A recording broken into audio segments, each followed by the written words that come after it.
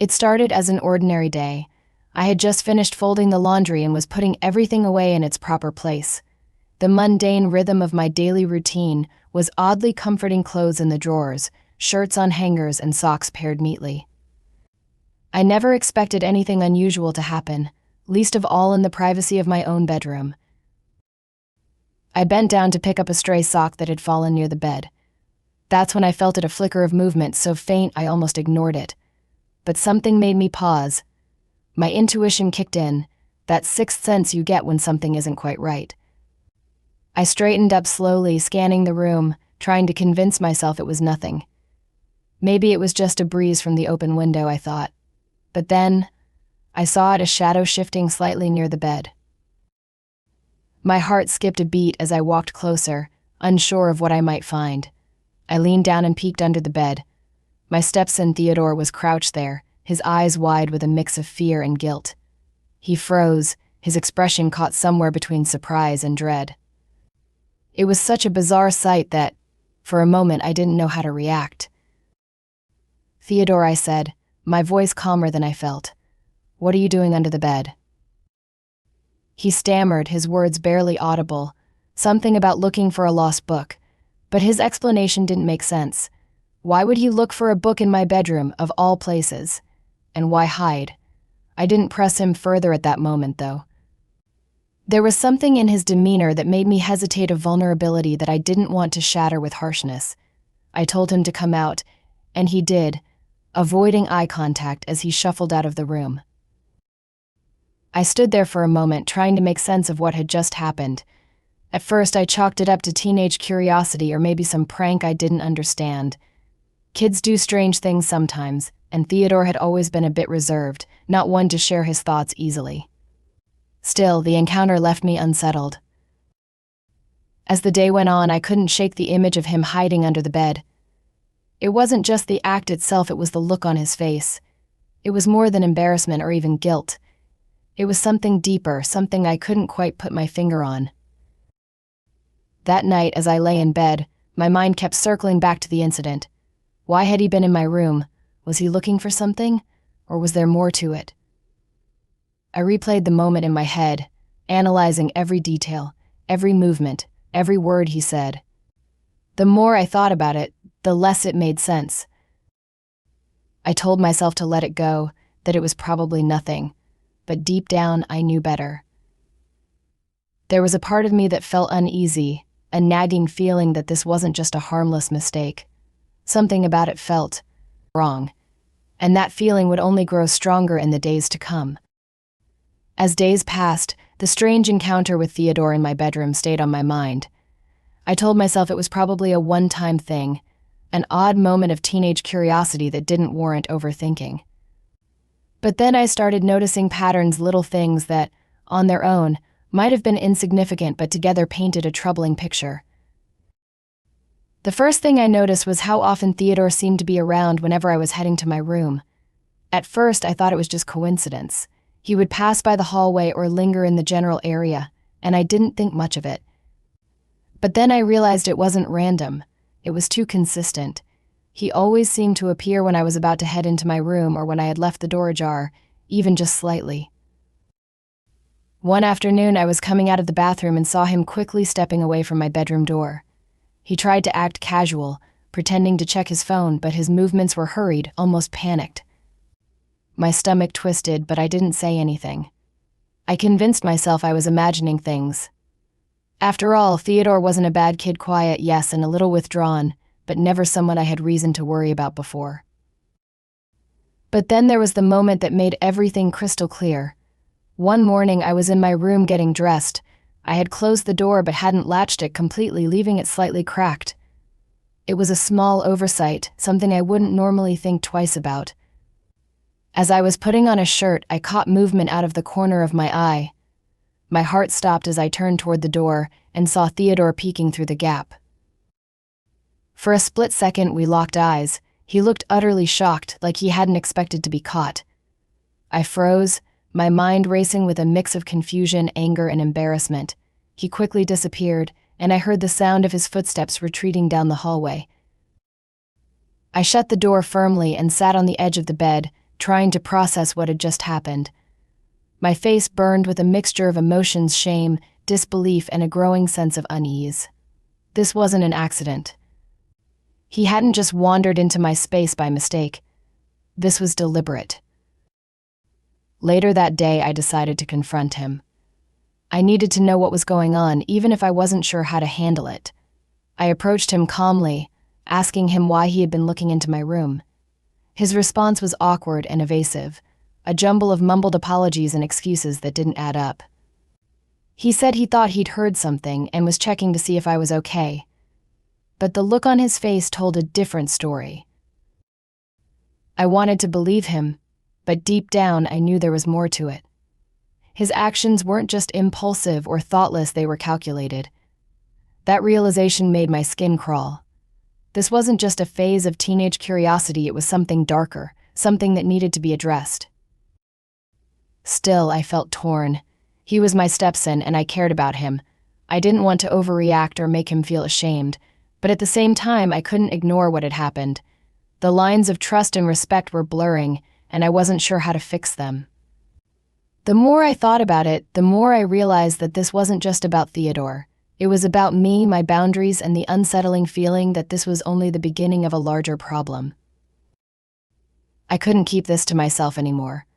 As much as I wanted to believe it was just an innocent mistake or a phase Theodore was going through, the incidents were becoming too frequent and too unsettling to ignore. I decided to tell my husband, his father, because I felt it was the right thing to do. Maybe he would have some insight or advice, or at the very least, help me figure out how to handle the situation. When I brought it up, I was careful with my words. I didn't want to sound accusatory, nor did I want to make Theodore feel attacked if my husband confronted him. I started by explaining what had happened: the hiding under the bed, the lingering near my room, and the moment I caught him peeking through the door. As I spoke, I watched my husband's face, hoping for some sign of concern or understanding.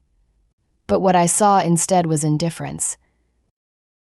He shrugged, almost dismissively, and said, "He's a teenage boy. They're curious at this age. It's not a big deal." His response caught me off guard. I had expected him to take it more seriously, maybe even be as disturbed as I was. But his tone was so casual, as if this was normal, something that didn't need further discussion. His words stung, not just because he wasn't taking my concerns seriously, but because they made me question everything. Was I overreacting? Was this really just a harmless phase? Still, I couldn't shake the uneasy feeling in my gut. I tried to push back gently, explaining that it wasn't just one incident, it was a pattern. I told him how uncomfortable it made me feel and how important it was to set boundaries. But he waved it off, insisting I was reading too much into it. That night, I lay awake, staring at the ceiling, replaying the conversation in my mind. His reaction didn't sit right with me. It wasn't just his dismissiveness, it was the lack of empathy, the way he seemed more interested in brushing off the problem than addressing it. It made me wonder if there was something else going on, something I wasn't seeing. Over the next few days, I started noticing things about my husband that I hadn't paid attention to before. The late nights at work, the secretive phone calls, the way he seemed distant even when he was home.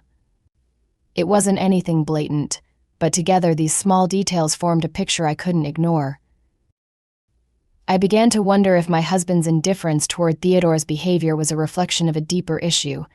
Was his lack of concern rooted in his own actions? Was he avoiding the situation because he didn't want to face his own shortcomings? The thought weighed heavily on me. I couldn't shake the feeling that the boundaries in our household were unraveling, not just with Theodore but with my husband as well. The distance between us had been growing for months, and now it felt like we were strangers living under the same roof. Theodore's behavior was troubling, but what worried me even more was the realization that I might be the only one trying to hold this family together. My husband's dismissal of my concerns felt like a betrayal, not just of me, but of the trust and respect we were supposed to have as partners. And the more I thought about it, the more I realized that this wasn't just about Theodore's actions, it was about the cracks in my marriage and the unsettling feeling that those cracks were getting deeper by the day. I started digging.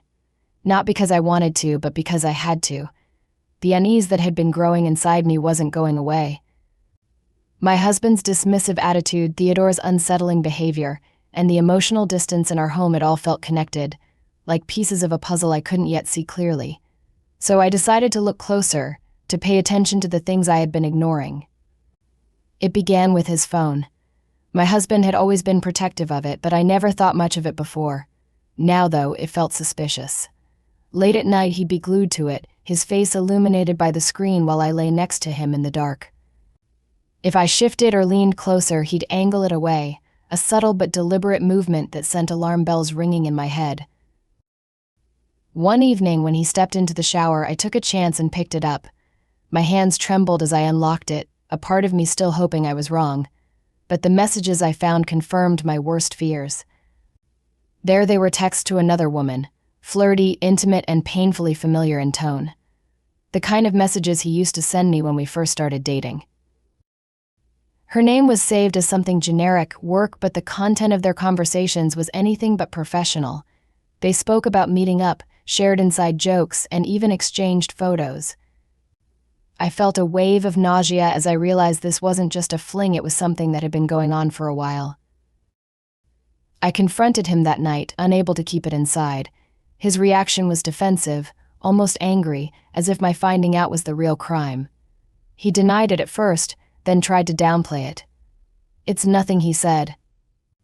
"Just some texts. It doesn't mean anything," but it did mean something. It meant everything. As he spoke, I felt a crushing weight settle over me. His words were hollow, his excuses transparent. He didn't seem sorry, not for the betrayal, not for the lies, not for the pain he was causing.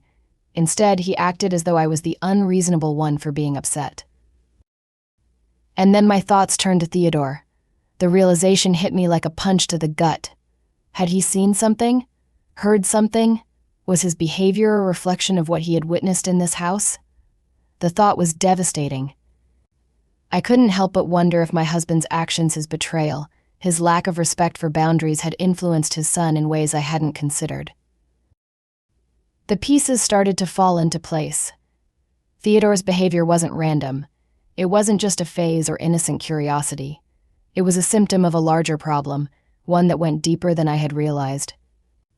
The lines between right and wrong, respect and betrayal, had been blurred in this household for too long. I felt an overwhelming sense of guilt. Had I ignored the signs?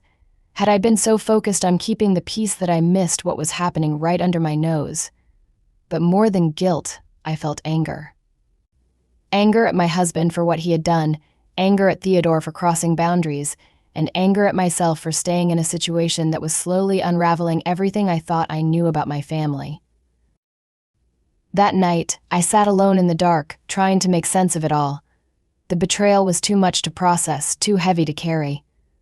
My husband's actions had broken something fundamental between us, and Theodore's behavior was a painful reminder of how far things had spiraled out of control. I didn't have all the answers yet, but one thing was clear: the life I thought I had was gone, replaced by a reality I wasn't sure I could fix. In the end, I had to make a choice, not for Theodore, not for my husband, but for myself. The weight of betrayal had become unbearable, and the cracks in my home had grown too deep to ignore. I spent countless sleepless nights replaying everything in my mind, from the first strange encounter with Theodore to the gut-wrenching discovery of my husband's infidelity. Each moment felt like a thread unraveling the fabric of my life, leaving me standing in the wreckage of what I once thought was a stable, loving family.